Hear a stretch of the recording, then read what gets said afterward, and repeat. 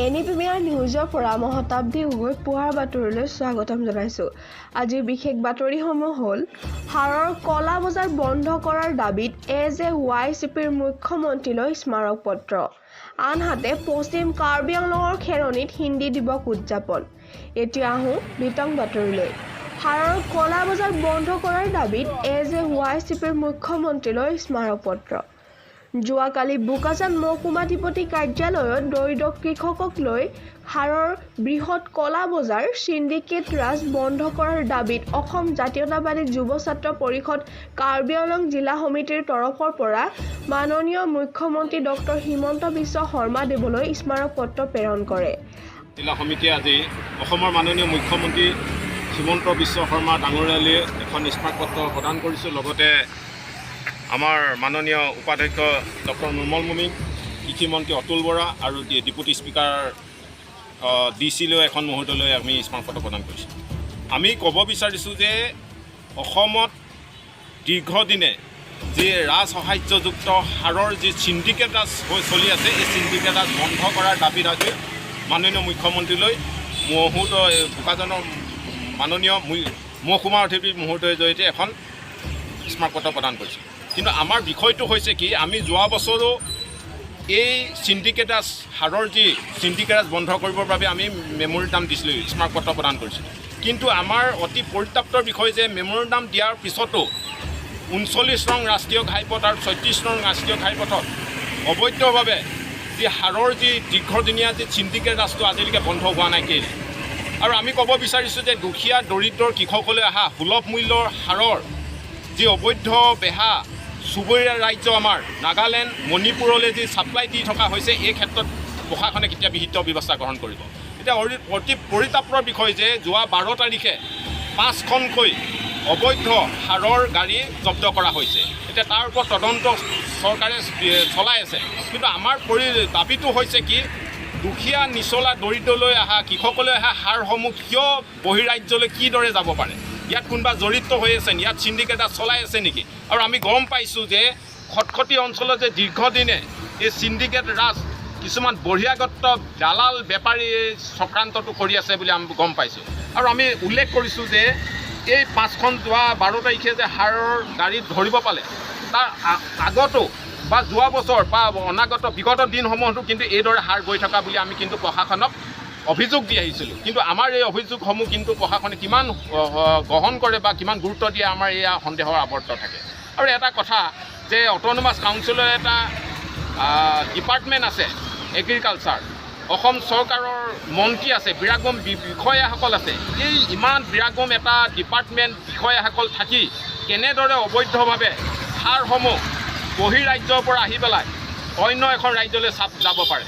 আৰু এটা আমি আপোনালোকক ক'ব বিচাৰিছোঁ যে এখন ৰাজ্যৰ পৰা অন্য এখন ৰাজ্যলৈ সাৰ আদান প্ৰদানটো নিষিদ্ধ হয়, কৰিব নোৱাৰে। কিন্তু টেপ সত্য কেনেকৈ কৰে? ইয়াত কোনোবা পক্ষই মেনেজ হৈ আছে নেকি? আমি ইয়াত গম পাইছোঁ শৰ্মাৰ উপাধি বোলা এজন বহিৰাগত এটা দালালে ইয়াত চক্ৰান্ত কৰি আছে বুলি গোটেই মেনেজমেণ্ট মাষ্টৰ হিচাপে তেখেতে কাম কৰি আছে।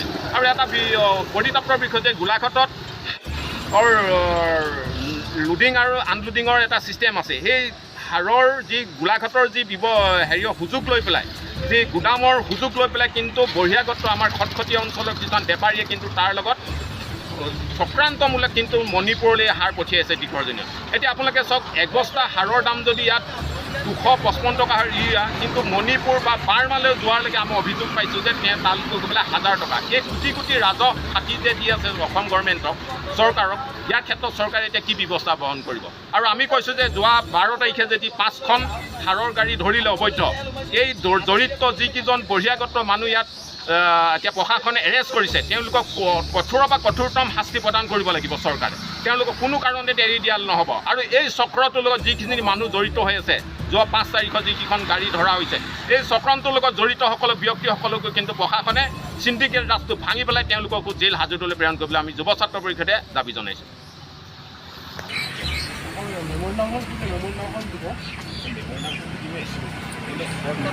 আনহাতে পশ্চিম কাৰ্বি আংলঙৰ খেৰণীত হিন্দী দিৱস উদযাপন। হিন্দী ভাষাৰ প্ৰসাৰ আৰু প্ৰচাৰৰ অৰ্থে বুধবাৰে পশ্চিম কাৰ্বি আংলং জিলাৰ খেৰণীত উদযাপন কৰা হয় হিন্দী দিৱস। জিলাখনৰ হিন্দী ছাত্ৰ সন্থা আৰু হিন্দী সংগঠনসমূহৰ উমহতীয়া উদ্যোগত অনুষ্ঠিত হিন্দী দিৱসত কাৰ্বি আংলং স্বায়ত্তশাসিত পৰিষদৰ কাৰ্যবাহী সদস্যা ৰীনা টেৰংপি, কাৰ্বি পৰিষদৰ সদস্য পৱন কুমাৰ ৰায়ৰ উপৰিও অঞ্চলটোৰ বহু হিন্দীভাষী গণমান্য ব্যক্তি উপস্থিত থাকে। এই দিৱসৰ সৈতে সংহতি কৰি খেৰণী ঘাটৰ পৰা খেৰণী তিনিআলিলৈ এক সমদলো উলিওৱা হয়। ইয়াৰ পাছতেই স্কুলীয়া ছাত্ৰ-ছাত্ৰীৰ মাজত কুইজ প্ৰতিযোগিতাও অনুষ্ঠিত কৰে। ইপিনে চলিত বৰ্ষত উচ্চ আৰু উচ্চতৰ মাধ্যমিক পৰীক্ষাত উত্তীৰ্ণ ছাত্ৰ-ছাত্ৰীসকলক সম্বৰ্ধনাও জনোৱা হয়। भाषा है राष्ट्रभाषा जो हम सभी नहीं जानते हैं और हम सभी देशवासियों के लिए आज के दिन बहुत गर्व के दिन है। और हिंदी भाषा ऐसी भाषा है कि देश में जुड़ने के लिए और देश में हर खुले खुले में भी हिंदी भाषा चलती है। इसी के तहत आज गर्व के दिन है, इसलिए हम कहना चाहती हूँ और देश और एकता की सुंदरती बढ़ने वाली भाषा है हिंदी। इसीलिए हम सभी ने सभी जगह पे जाइए, हम अपना देश में हर कोने कोने में हिंदी भाषा जानने वाला और जानने वाली को मिलती है कि नहीं? और लेकिन इस बात हम सभी ने भी जानती है कि कार्बी आंगलंग में हिंदी भाषा इतना नहीं चलती है कि नहीं? अभी थोड़ा थोड़ा चलते हैं, यहाँ में ज़्यादातर आसानियाँ चलते हैं। तो आज की सभा से मैं यही कहना चाहूँगी कि आने वाला काल में कार्बी आंगलंग जिले में भी हर जगह, हर कोने, हर गांव में भी हम हिंदी से बात करने के लिए कोशिश करेंगी सर? हम जो चीज़ की हम कोशिश करते हैं तो जरूर सफलता मिलती है कि नहीं? इसलिए हम कोशिश करेंगे आने वाले दिन में कार्बी आंगलंग जिले में हर जगह जगह भी हिंदी बोलने वाले और हिंदी बोलने वाली मिले, आसानियाँ जैसे बनती है और हिंदी भाषा भी ऐसे बोले, है कि नहीं? हिंदी दिवस के अवसर पर आप सभी को बहुत सारी शुभकामनाएं। और जो हिंदी दिवस समारोह है यह अभी जो मनाया जा रहा है, आगे आने वाले समय में सभी हिंदी भाषी, नॉन हिंदी भाषी सभी को जोड़कर और हिंदी को एक ऐसी भाषा के रूप में प्रचार प्रसार किया जाए जो देश की जननी और भाषा की जननी हो और सबको जोड़ने का काम करे। तो आने वाले समय में हिंदी भाषी संस्था और छात्र संस्था इसको और बेहतर आकार में मनाने की कोशिश करेगी और इसके लिए सभी लोगों के सहयोग की कामना हम लोग करते हैं। और आज का जो कार्यसूची है, सुबह जो कार्यसूची सचिव महोदय जैसे बताए, सुबह झंडा उत्तोलन के बाद शहीद तर्पण और उसके बाद से प्रभात फेरी किया गया। और आज जो हिंदी निबंध के ऊपर हिंदी संपर्क भाषा के रूप में यह बच्चों को निबंध दिया गया है और यह दर्शाता है कि हिंदी जो है सभी भाषाएं जो होती है, मातृभाषाएं होती हैं, सबको सम्मान करते हुए पूरे देश में और पूरे देशवासियों को जोड़ने का काम कर रही है। इसीलिए जो निबंध का टॉपिक्स दिया गया है, शीर्षक दिया गया है संपर्क भाषा के रूप में हिंदी, जो बच्चे आज मना रहे हैं। हिंदी दिवस अकल खेरणीते पातिছে নে আপোনালোকে কেন্দ্ৰীয় হিচাপে? ये हिंदी दिवस जो है दोनों संस्थाएं केंद्रीय स्तर पर यहाँ खेरोनी में मना रही हैं, जिसमें पश्चिम कार्बी आंगलंग और पूर्वी कार्बी आंगलंग सभी जगहों से हमारे कार्यकर्ता और इसमें पार्टिसिपेट करने वाले विद्यार्थी इसमें पहुँचे हुए हैं।